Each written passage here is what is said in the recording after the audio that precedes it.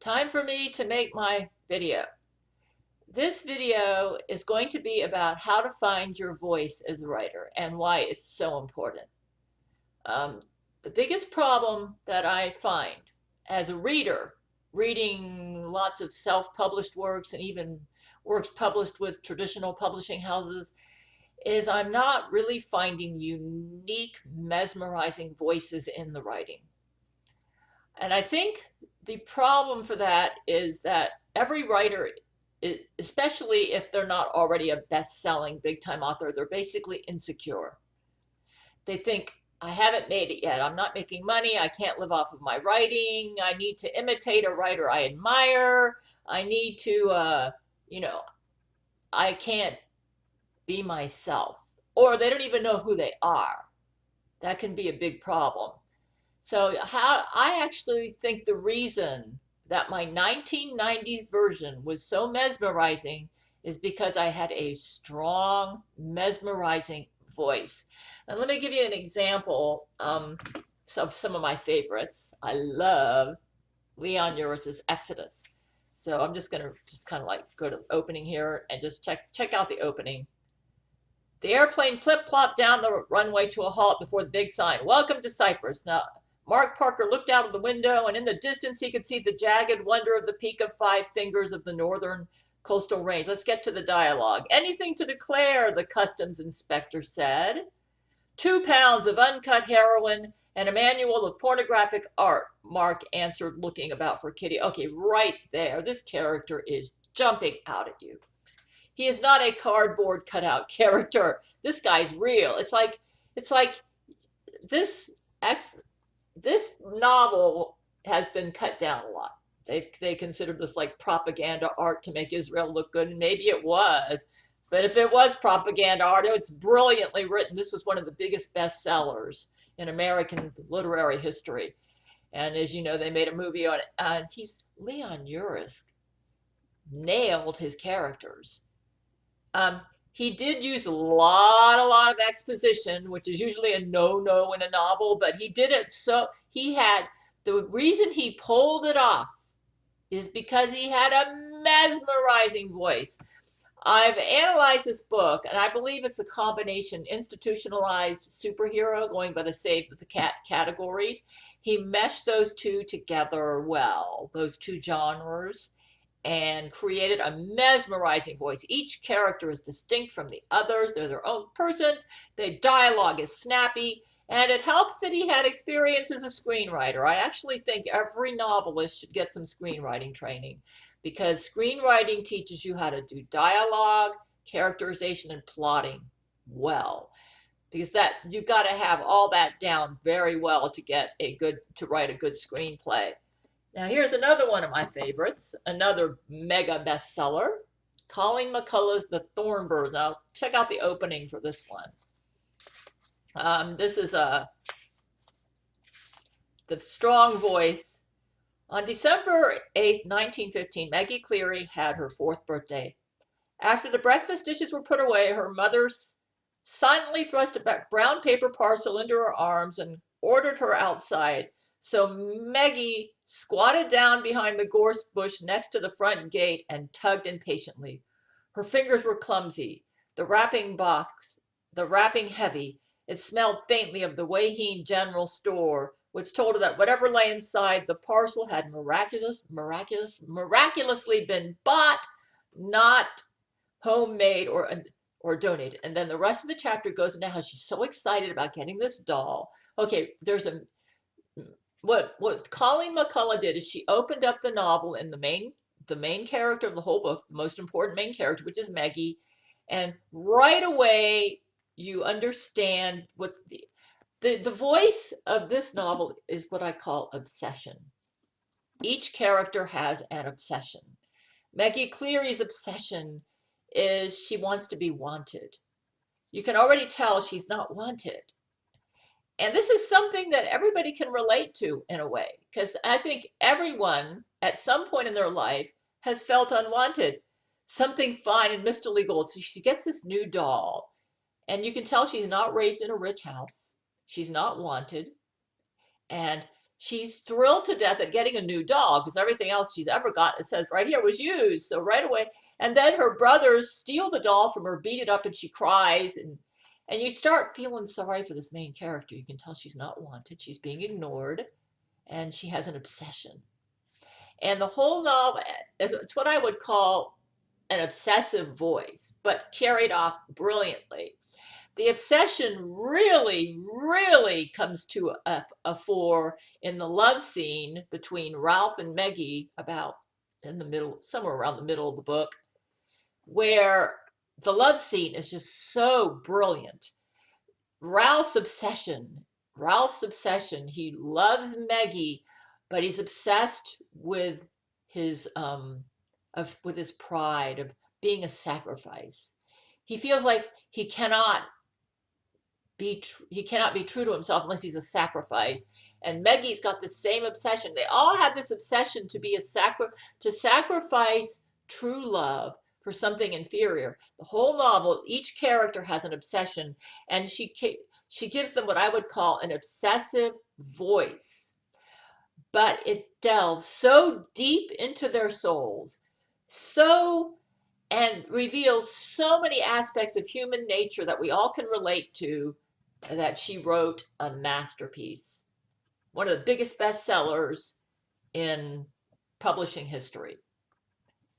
I personally think she deserved a Nobel Prize. And Leon Uris, I think he wrote a really good book too. I mean, people couldn't stop buying it, man.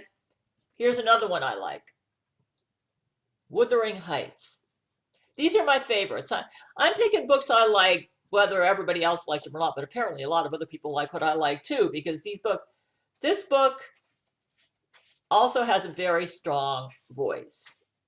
I mean, you gotta get the voice down, writers. And you might say, "Oh, I go into more detail." Okay. I beheld his black. This is Heathcliff. I beheld his black eyes withdraw so suspiciously under their brows, as I rode up, and when his fingers sheltered themselves with a jealous resolution. Oh, wow, what a voice, man. And this character definitely is his own person. Still further in his waistcoat as I announced my name. Oh, this character's just jumping out at you. That's Heathcliff. Brilliant. Absolutely brilliant. And what a voice. So what kind of voice does Wuthering Heights have? Wuthering Heights has an obsessive voice like the Thornbirds. Apparently I like novels with an obsessive voice. And it also has a character who doesn't trust people. You can tell right off the bat. So you got this question in your mind, why is he so distrustful? And he's also kind of got a bit of a mean spirit about him. Mr. Heathcliff, I said. A nod was the answer. Okay, this guy's got a beef with society, okay? But and he's got an obsessive voice. He really, and this is really important. Your characters actually need to be obsessed about something. They need to want something really badly for the story to be interesting. And let me tell you what I got wrong. What I got right in the 1990s was I brought into the novel, and I'm not saying, I brought into the novel kind of an obsessive voice, but with my own tone. In other words, you can't just completely borrow another writer's style. So how would you create your own voice, your own, what I would call like obsessive voice? You say, does every novel have to have an obsessive voice? No. Your novel should have a kind of a voice that's sort of similar to the books that you love to read. And I have found that if you're trying to just write for money or write to get published, you're not going to have a strong voice in your writing, because you will be borrowing from the places that seem to make money or that have prestige. You're going to try to put that in your writing, and you'll destroy your own writing. Your voice has got to be totally you. And I actually have a lot of links underneath this video, and I'll supply the links. I've been writing a lot of posts trying to help out writers, trying to explain to them my writing process. and how I am able to turn out the masterpiece that I wrote in the 1990s. And that's the only novel that I wrote that I would consider a masterpiece. My nonfiction writing is actually pretty good because basically I wasn't trying to imitate anyone, it was my own voice. But with Silver Skies in the 1990s, I found my voice and I didn't realize it. And what happened when I did the rewrites in 2009 and afterwards, it sucked because I destroyed the voice. Um, you say, how did you find your voice? Well, I've actually written an entire article on it, but you need to almost forget that you're a writer. I mean, it's kind of like the process that actors go into when they get into character, you know? You need to feel like I'm no longer a writer. I am this character. And you get into their heart and soul so deeply, it's like the world around you is dead. And I have actually written an article about that. And you literally become that character as you start writing them on the page. And I'm finding that you can't force the process of voice. You might say, well, what if I'm not in the mood to write? Well, see, that's the problem. You don't necessarily, you can get yourself in the mood to write. The point is, don't just write something just because, how should I put it? And this is the key I found myself in getting voice is I find my voice while I'm doing research. And I have to do, with Silver Skies, I did a tremendous amount of research. I filled file cabinets. It's not an overnight process for me. You do tons of research, and while you're doing research, usually a brilliant idea will come to you, something that excites you. When I mean excites you, it needs to be something that my goal as I wrote Silver Skies was to write what I would like to read, regardless of what anybody else felt. I said, I'm my own. I said, I write each book for myself. And let me tell you what happened with Silver Skies. As I was writing it, I said, I would first, when you write it as a writer, you need to be like an actor and get into character and pretend, and you are that character. The world's dead around you, you're that character. Orson Scott Card's book on characters and viewpoints really good. Also, another book that I have. I'm going to have a link underneath this page of writing instruction books that I've reviewed, and check them out. I'm not through reading. What I'm doing right now is going back to the mindset I had in the 1990s when I wrote Silver Skies. I remember I gave myself like the equivalent of an MFA in creative writing. I read hundreds of books on the writing craft. I had a subscription to Writer's Digest magazine. Writer's Digest gives pretty good advice to writers, I've noticed. They're really good. Another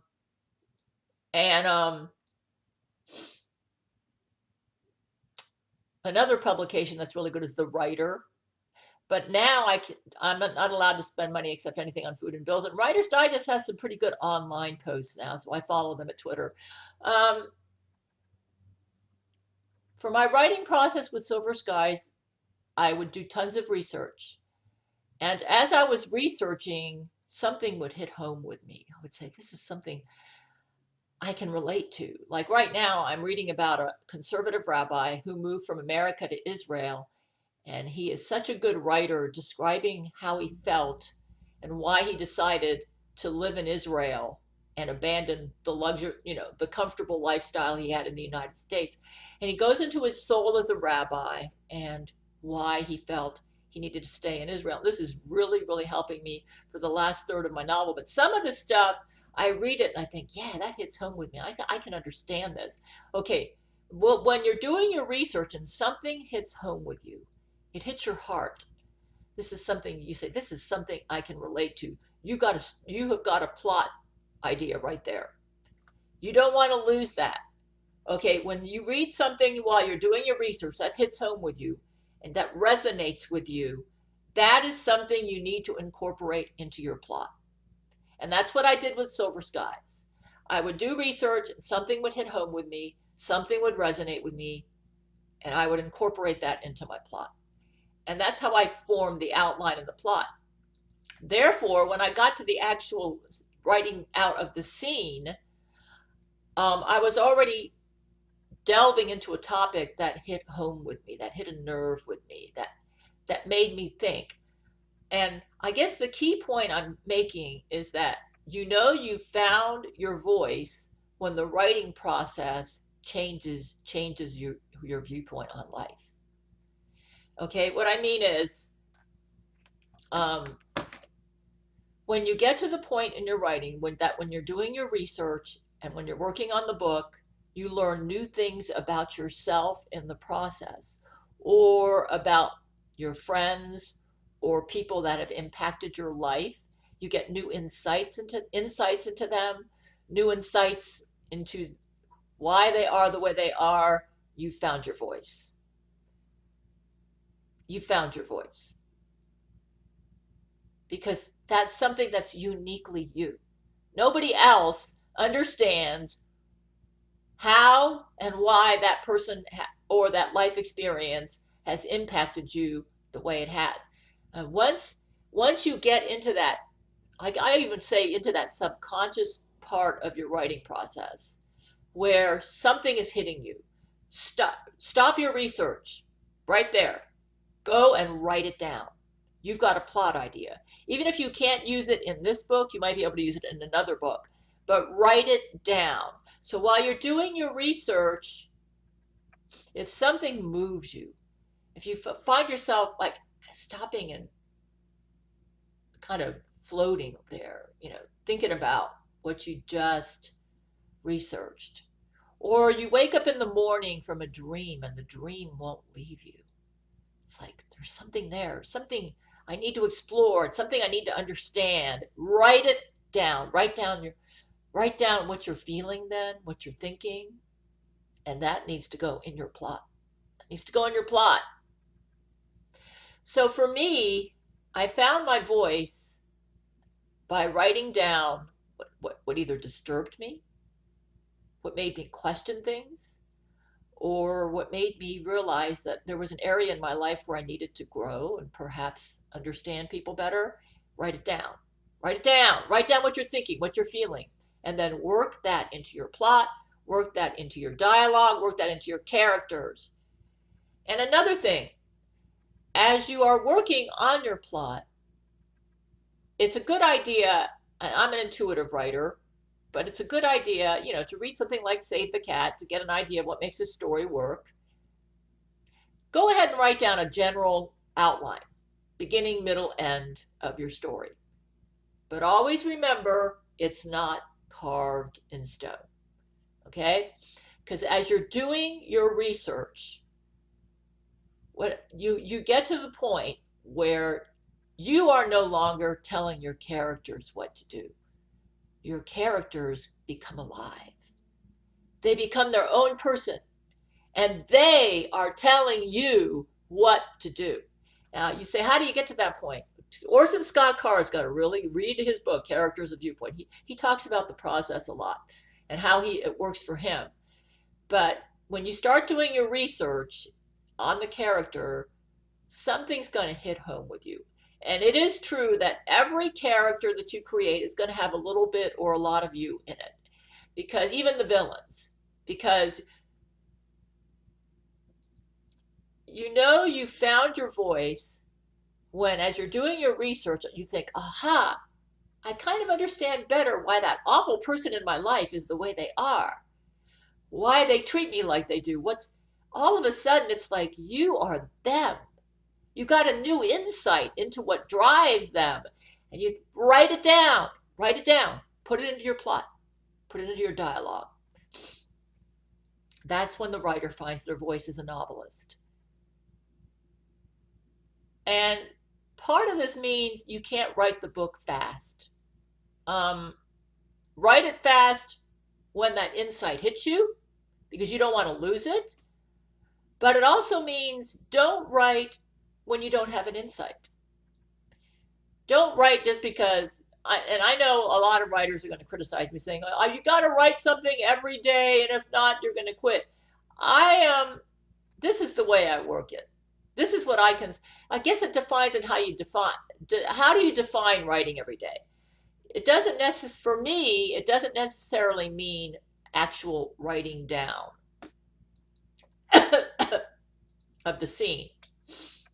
I consider research part of writing every day. So if you're doing your research, you've done your writing for the day. I incorporate research into the actual writing process. So what I do is I find for every novel, I usually spend about a year in research before I get down to the actual writing. You say, why is that? Because I got to discover who these characters are. I got to play around with different ideas in my mind. I've got to decide what settings resonate with me. And I can't make those decisions overnight. I have to research, delve into my soul, find what resonates with me. And so I usually spend about a year of research on a novel before I actually start any writing.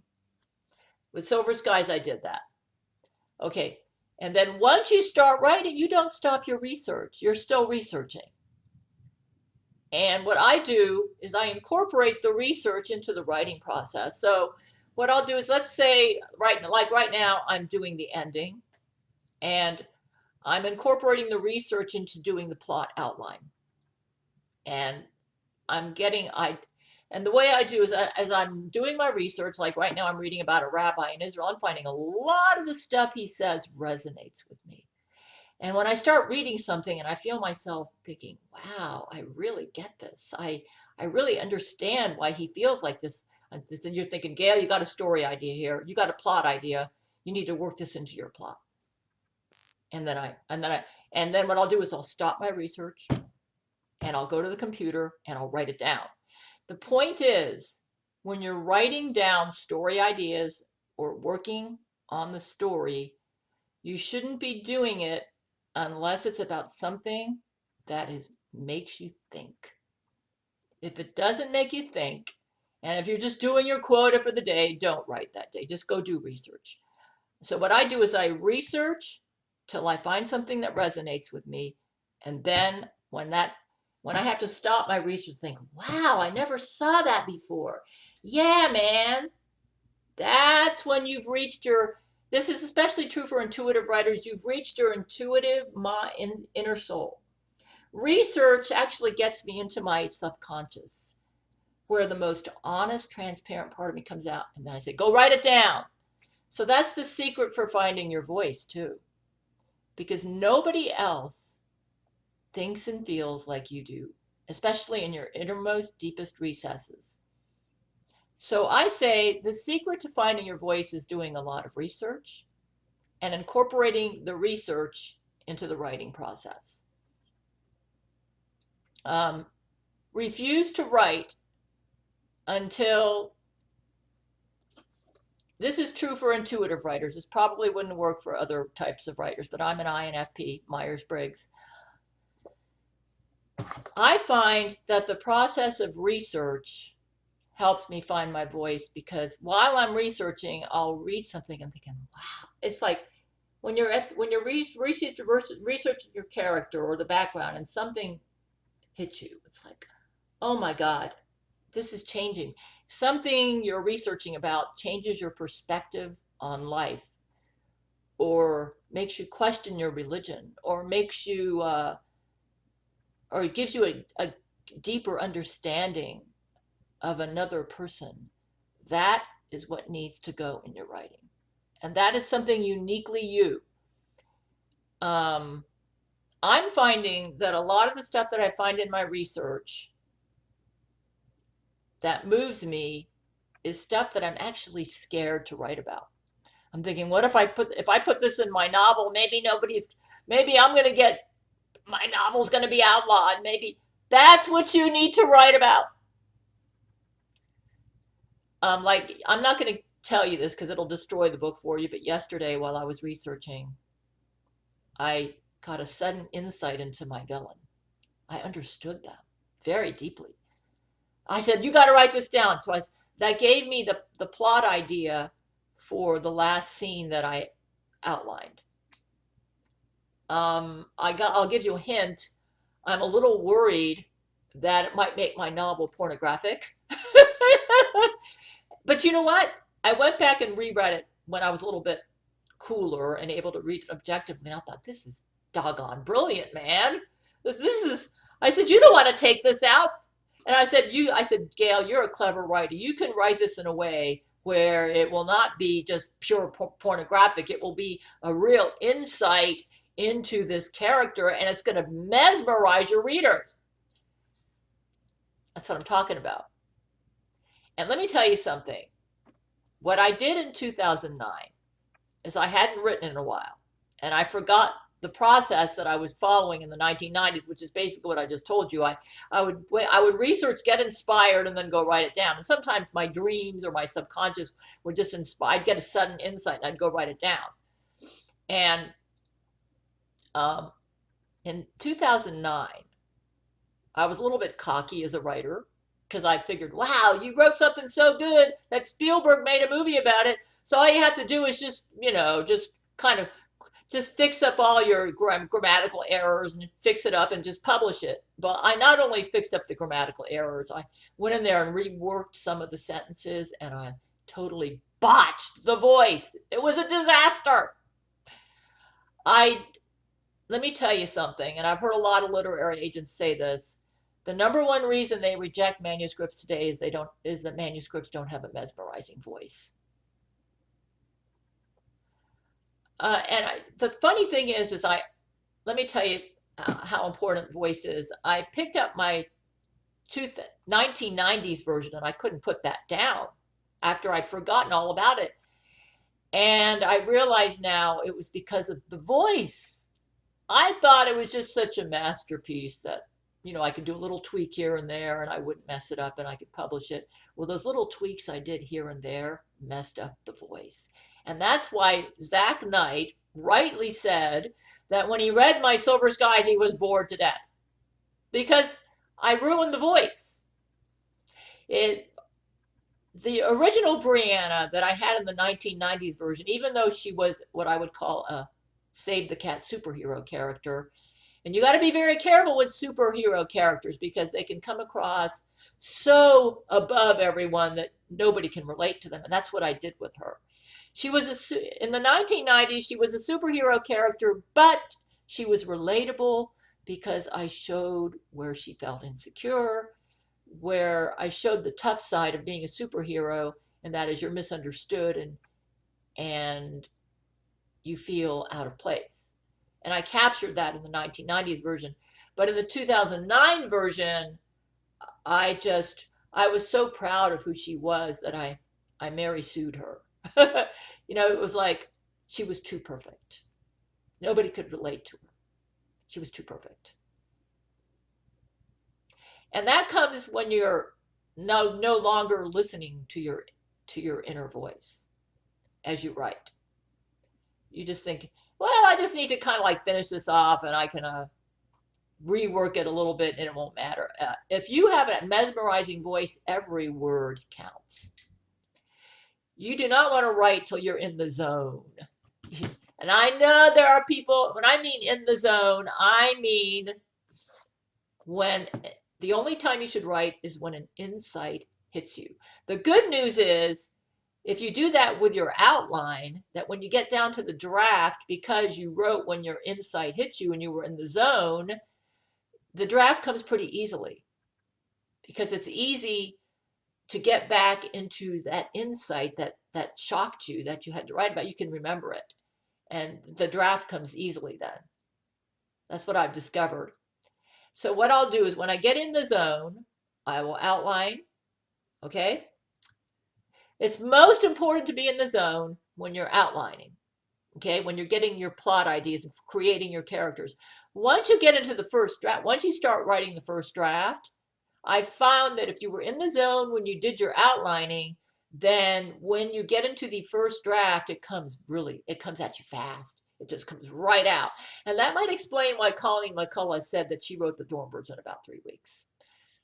She didn't really actually write it in about 3 weeks. Kind of like with Handel's Messiah, he did his Handel's Messiah in about 3 weeks. He was probably in the zone for several years where he had it all in his head. And he just had, or maybe he had a general outline and he never actually got into the point where he carried it out. But if you're in the zone when you do the outline, oh, Lori's bobs are terrible. Then when you get to the first draft, I find it comes really fast because you are this character. You already know them. And it comes out really fast. And then what I do is then I go back, and this is how I approach the outline part I created during the research process. I found the story, I found the characters doing research whenever an insight would hit me, like I explained. But the actual first draft, after I did all the general outline for the whole book, then I went in and started doing the first draft. In the first draft, what you do is you'll read your notes for what got you in the zone for that particular scene, and you get back in that zone again. And it's pretty easy to do if you took good notes on what inspired you. And you make sure to explore in that scene with a conflict in there everything that made you think, and you put that in that scene. That's the key to a brilliant voice. You see, because nobody else thinks like you do. You put down what you thought and what you felt, not about what you think was brilliant, but what moved you, okay? You put that in that scene. And then after you're done, sleep on it the next day, go back and reread it and think, okay, how can I fine tune this so that it can say exactly what I was thinking and feeling and pondering over? And you do your rewrites to fine tune that. You want to make sure the dialogue is sharp for each character, that they don't blend in together, that each character is who they are as that brilliant realization came to you. And then you move on to the next scene in your scene outline. But what can sometimes happen is that after you write the scene and you put the scene ending disaster using Jack Bickham's excellent book here, Scene and Structure, sometimes your characters actually go in a different direction than you originally planned, because as you got in the zone writing for them, your characters are saying, no, I can't follow your outline. That's not who I am. Well, then let your character's the boss. Your character will go where he's going to go. And you might even have to rework your outline. But the point is, until you get to the point where your writing changes you and gives you new insights into yourself and your fellow human beings, you have not reached the zone stage. And you shouldn't write until you get into that stage. And that's how I wrote Silver Skies in the 1990s. Now, this is going to go against a lot of writing advice. But this is how you write a masterpiece and have a mesmerizing voice. You might say, well, what if I have writer's block?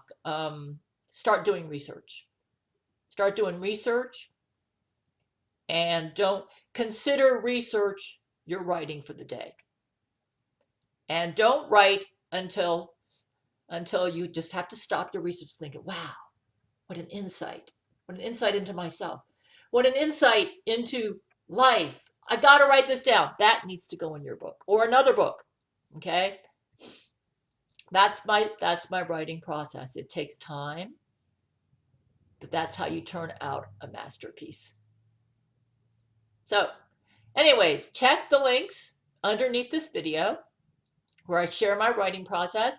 You might say, why are you sharing your writing process? Aren't you worried people are going to... I am so sick of the writing that's coming out today. It sucks. I am not competing with my fellow writers. I admire a true writer. I admire anyone. This is the hardest job in the world. The hardest job in the world. My writing teacher told me, he said, I got to warn you, he said, I've done a lot of jobs in life. I've worked construction. He said, the hardest job I've ever had is writer. He said, but it's also the most satisfying. That was the introduction I got to my course. He said, I got to warn you, this job isn't for wimps. This is the hardest job in the world. And he's right. But he's also right that when you give it your best and you've turned out a piece of writing that resonates with you, it's also the most satisfying. And I'm trying to encourage writers to do that. Why do you write? If it's to make money, there are easier ways to make money than writing, unless you're a crappy writer like most of Hollywood today. And Laurie McBride, I don't even consider her a writer. She's basically a sociopath politician, faking as a producer and writer just to give herself status in society. She doesn't have a true writer's heart, which is why I'm always cutting her down, because she is destroying the creative geniuses out there. Because anybody who is a true artist, she destroys them because they don't fit into her politically correct slot. You know, she doesn't let the whole creative process is about getting yourself out of that slot. This is something she absolutely doesn't understand because she doesn't have an artistic bone in her body. she's like a machine, like a robot in her heart, and that's why I condemn her so much. If you want to be a good writer, stay a trillion miles away from Laurie McBride. She's poison to the creative process. So anyways, check the links underneath this video. If you want to be, I love my fellow writers, and I can tell who out there is doing it for the right reasons. And maybe your writing hasn't arrived yet and it bothers you like it bothered me. So I'm trying to help you. Check the links underneath this video. I have lots of posts for writers trying to help them find their masterpiece.